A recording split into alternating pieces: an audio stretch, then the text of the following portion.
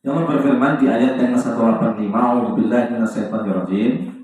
Kullu nafsin dha'iqatul maut wa innama tuwaffawna ujurakum yawmal qiyamah faman zuhziha 'anil nari wa udkhilal jannata faqad faz wa mal hayatud dunya illa mata'ul ghurur. Artinya, tiap-tiap yang berjiwa seperti kita ini dan semua yang punya jiwa akan mati. Ya. Dan sesungguhnya pada hari kiamat sajalah disempurnakan pahala kalian. Jadi pahala itu ada di dunia, tapi yang sempurna besok di setelah hari kiamat. Barang siapa yang dijauhkan dari neraka dan dimasukkan ke dalam surga, maka sungguh ia telah beruntung.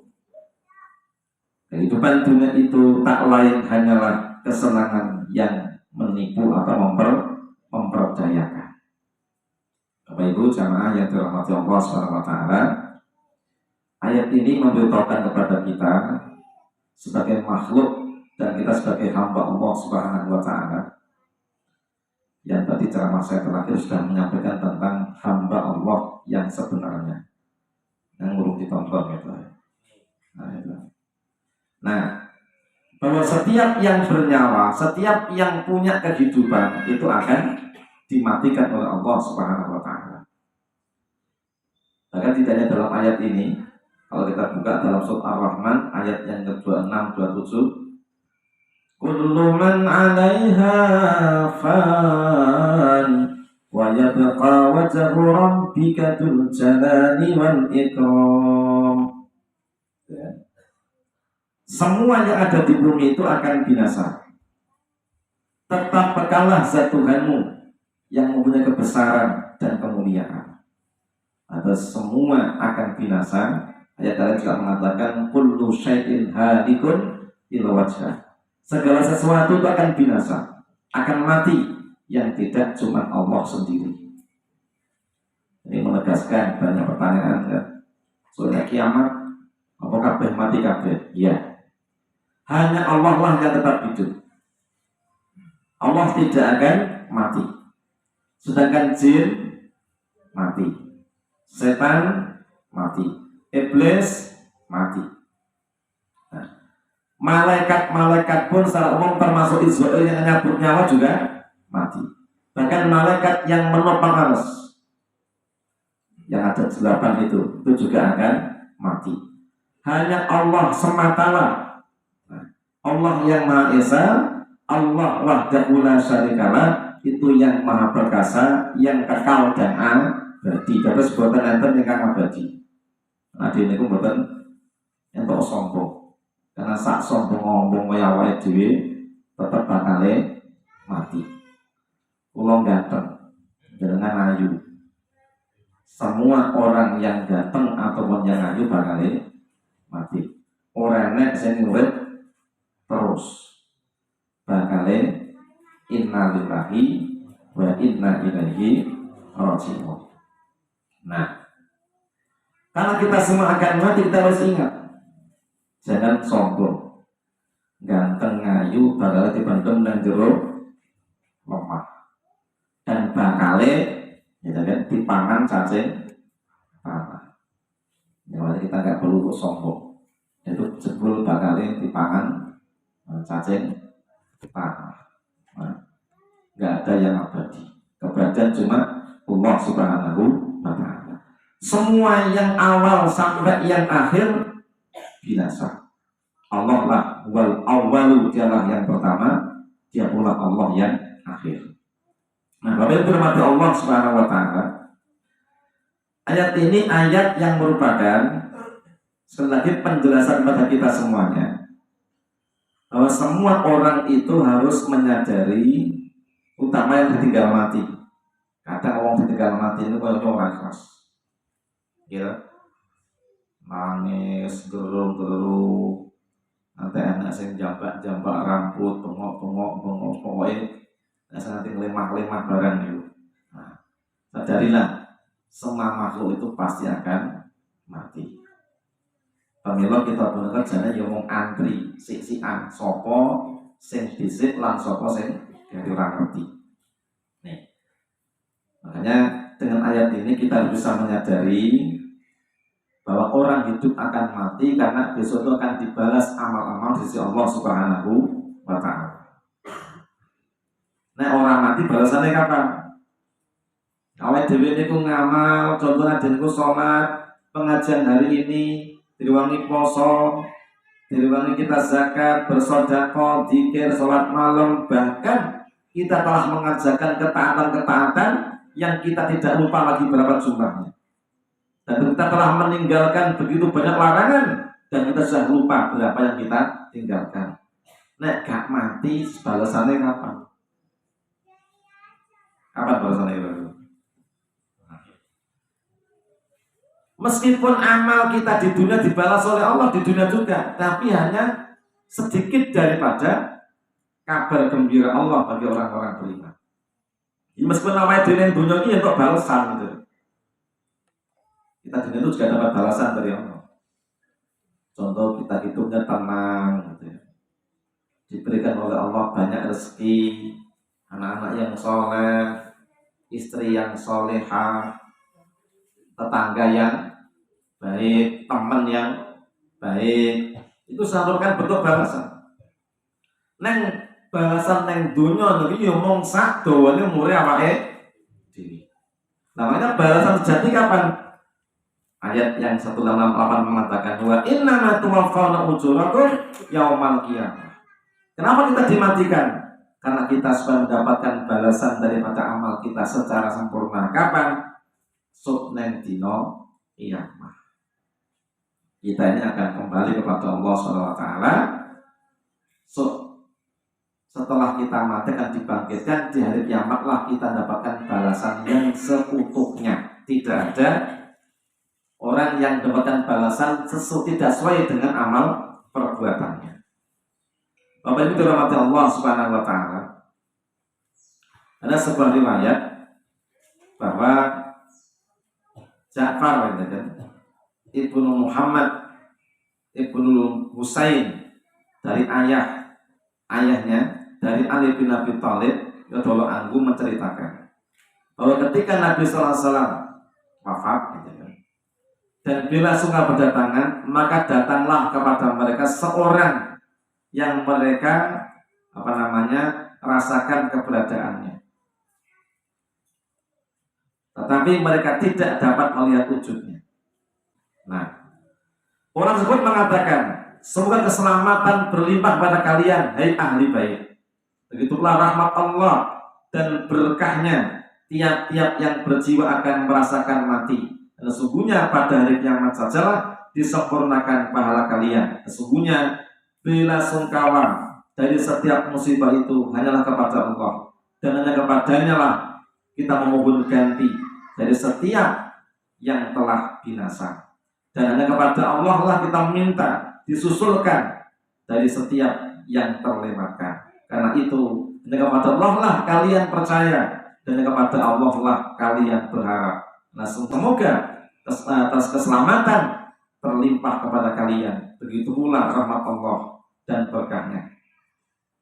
Ja'far bin Muhammad mengatakan, telah menceritakan kepadaku ayahku bahwa Ali bin Abi Thalib berkata, tahukah siapakah yang datang tadi? Ali mengatakan dia adalah Khidir alaihi salam. Kata Nabi, Khidir itu datang nang orane wujude. Dengan Nabi Khidir itu siapa? Nabi yang pernah Nabi Musa diajarkan oleh Allah untuk mengambil ilmu dari beliau. Kita bisa baca kisah Khidir ini di dalam surah Al-Kahfi. Sing maca Kahfi mesti mudeng nek ketok ora tahu. Ora tahu maca. Atau maca surah Al-Kahfi. Ini. Jadi Bapak Ibu yang berbahagia, jane sing berhak bela sungkawa niku sinten? Sing dibelasane adalah Allah. Sesungguhnya ada milik Allah. Makanya kita harus banyak menyadari setiap sesuatu yang hilang daripada kita itu ya kita kembalikan inna lillahi wa inna ilaihi raji'un. Semua yang kembali karena miliknya Allah. Jangan sampai orang seakan tidak rela, tidak ikhlas. Ketika milik Allah diambil, dikembalikan kepada Allah. Ada namanya Ummu Sulaim. Ummu Sulaim ini seorang istri yang punya anak kecil, suaminya berangkat berjihad. Ketika pulang dari jihad, ya kan, sebenarnya anaknya wis mati, neng disemayamkan di tempat sebelah. Suaminya datang pulang dari berjihad, mandi bersih, kemudian makan. Setelah makan, dilayanilah kebutuhan biologis suaminya. Setelah selesai, baru ngomong, Mas, pripun pendapat jenengan nek kita gadah sesuatu yang dipinjam dari yang lain, kemudian diambil oleh yang meminjamkannya. Kata suaminya, ya sak mestine nek jenenge barang silang ki nek dijaluk sing duwe ya tiba. Nah, iki.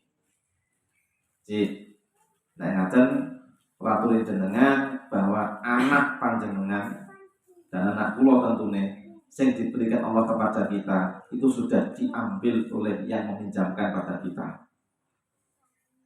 Oh, terus mati? Yo, nang endi? Nang ruang sebelah. Nah, coba bayangkan ya. Enak orang itu sing sabar ya kalau karena tidak sadar. Muslim termasuk orang sangat sadar betul itu miliknya Allah. Kemudian dia dimarahi oleh suaminya. Nah, kemudian dilaporkan pada Rasulullah.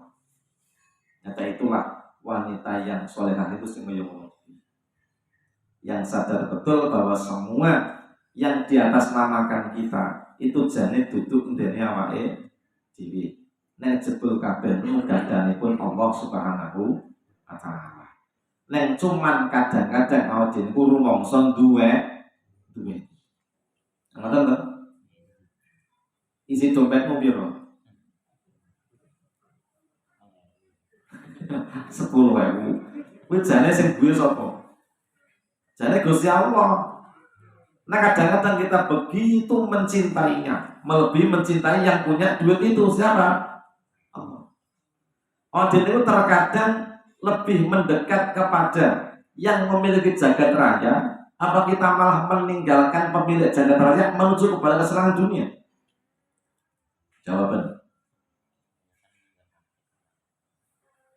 Terima meninggalkan sholat subuh demi 50.000 sama dengan kita meninggalkan pemilik jagat menuju 50.000. Apa kita menuju kepada yang memiliki jagat?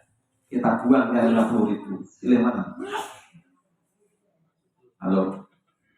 Adil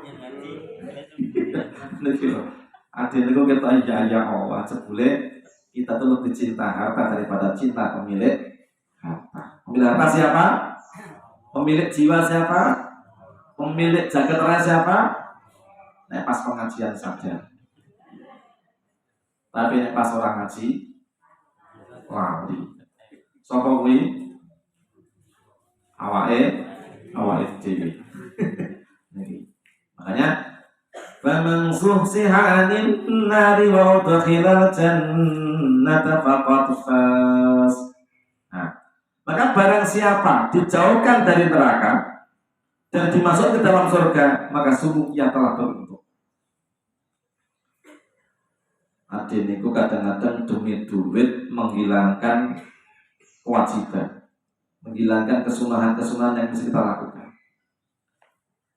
Bahkan sampai kita ini mengerjakan yang diharamkan oleh Allah demi untuk kesenangan dunia yang sedikit. Nah, kita nggak peduli bahwa yang haram, yang dilarang itu akan mengakibatkan kita masuk ke dalam neraka. Ingatlah Bapak Ibu yang berbahagia, manakala kita diselamatkan oleh Allah dari perkara-perkara yang buruk dan kita didekatkan oleh Allah kepada yang baik yang akan menyebabkan kita masuk surga, itulah nikmat yang luar biasa. Kenapa? Karena barang siapa diselamatkan dari neraka, dimasuk ke dalam surga, ia telah beruntung dengan seuntung-untungnya keuntungan. Ora enak keuntungan sing ngalahke untunge wong sing mlebu surga. Kenapa? Nang surga niku jenengan njaluk napa, ingin gadah napa saja. Dunia itu dibatasi dengan batasan-batasan yang hanya Allah yang Maha tahu. Hanya sing sugih, hanya sing ra gelem sugih.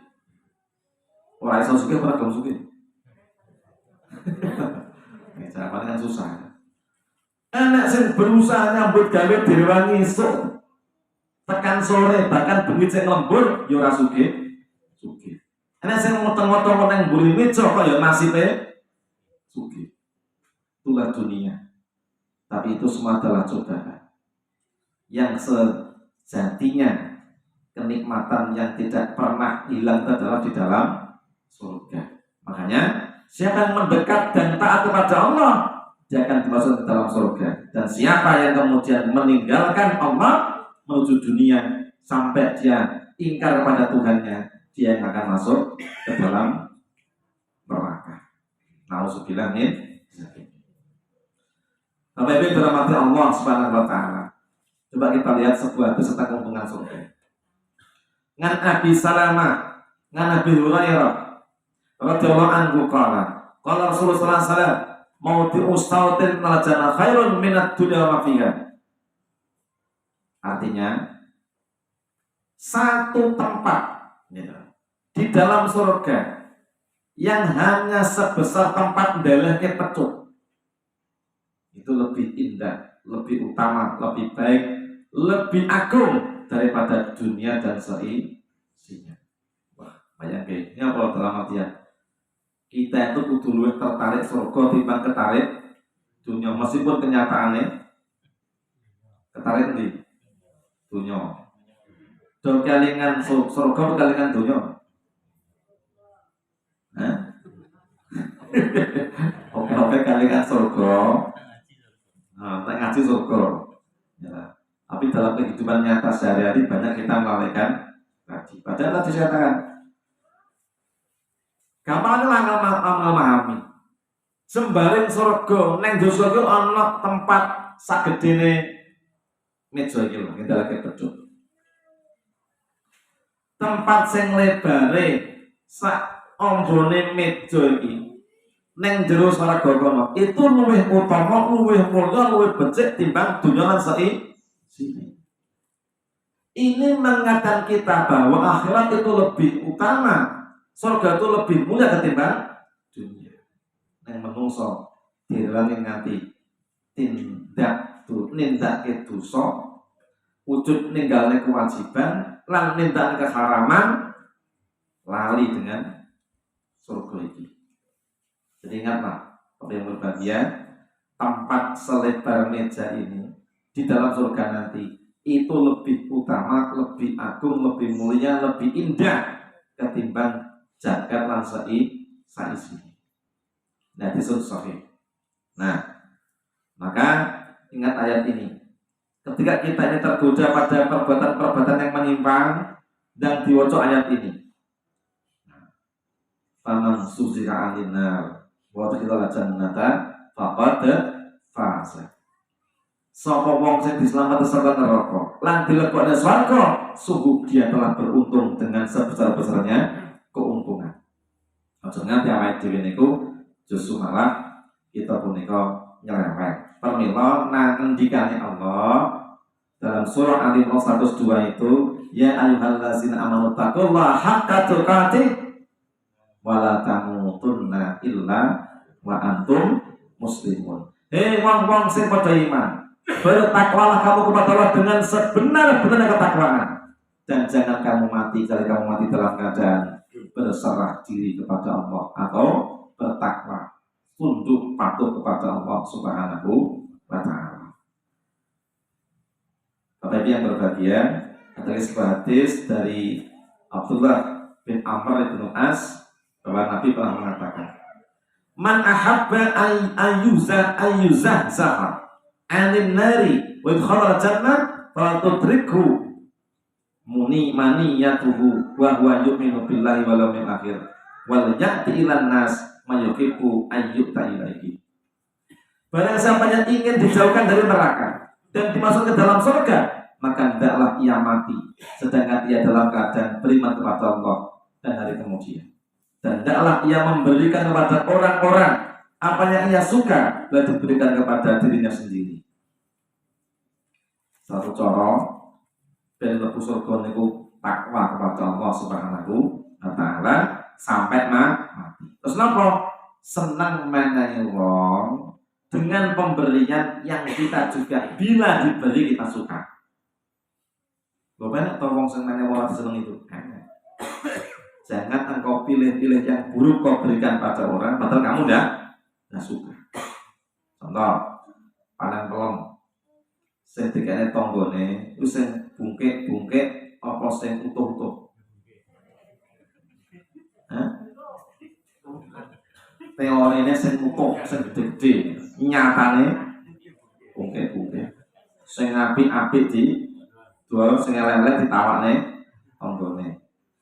Nah, nek jenengan pengen swarga didokne saka neraka, nek niat menehi yo menehi sing sae. Oke. Siap. Nah. Wa mal hayatud dunya illa mata'ul ghurur.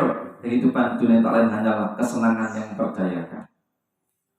Itu tuh kadang iman-iman. Arab mana sing sae waktu bisa seneng ya. Nah, tekane kok aku kelangan. Dunia itu kesenangan yang menipu. Dengan senang dunia kaya ngopo ora bakal digawa mati. Semua dunia yang kita senangi, yang kita begitu terperdaya dan tergoda dengannya, semuanya akan kita tinggal dan semuanya hanya akan rusak. Sok nek rasen rusak awalnya dhisik, rusak ya dunyane dhisik. Coba nonton yang Ukraina. Omah apik-apik, gedung apik-apik, hancur. Mobil tok-tok, regane pirang miliar, tank-tank niku ya mau remuk kabeh. Pesawat yang ceblak-ceblok. Nah, kejadian itu menjadi pelajaran buat kita. Lho, nek jenengan wong ngejar dunya. Dunya niku ya mung kaya ngono kuwi. Tapi nek kita mengejar akhirat, kita tidak akan kehilangan dunia. Wong sing ngoyak dunya kelangan akhirat, tapi yang ngejar akhirat tidak bakal kehilangan dunia. Nih, wa ma utitu min syai' fama ta'ul hayatid dunya.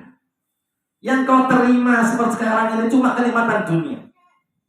Nah, dan juga wazinatuha, cuma keindahannya saja. Wa ma indahu khairu wa abqa. Yang di sisi Allah berupa surga itu lebih baik. Pemilah sing diwenehi Gusti Allah niku ojo dicintai karena menen ngantek nek kita punika duwe bondo ngantek dibakilke karena sedekah wae iman. Ada berinfak aja mikir. Padahal niku iso nggih tuku swarga. Bondo sing kita sedekahne iso nggih tuku swarga.